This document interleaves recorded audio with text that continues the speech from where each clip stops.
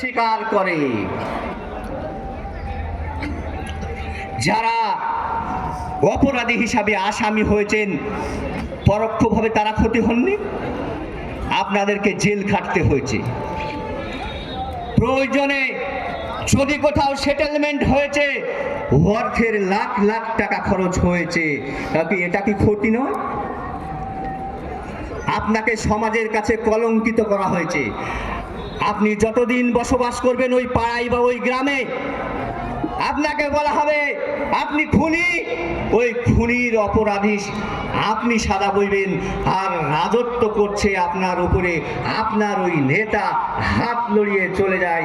আমরা এসডিপিআই এর কর্মীদেরকে বলতে চাই, আমরা খুনের রাজনীতি করতে আসিনি, আমরা খুনের রাজনীতি বন্ধ করতে এসেছি। আমরা ডোমকল থেকে দুর্নীতি বন্ধ করতে এসেছি। আমরা ডোমকলে যে দুর্নীতি শুরু হয়েছে, এই দুর্নীতির বিরুদ্ধে যে সরকারি অফিসার বাধা দেওয়ার চেষ্টা করছে, তাকে ভয় এবং চমকানি ধমকানি দেওয়ার চেষ্টা করা হচ্ছে, এমন তাদেরকে বলতে চাই, আমরা সর্বস্ব শক্তি দিয়ে আপনার পাশে আছি।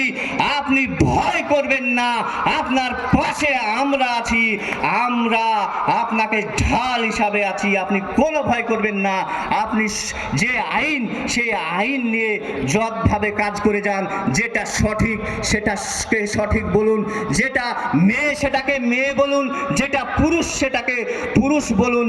কালকে আমি রাগে প্রেস বাইটে বলেছিলাম যে বেটি ছেলেকে বেটা ছেলে করছে, আর বেটা ছেলেকে মেয়ে ছেলে করছে।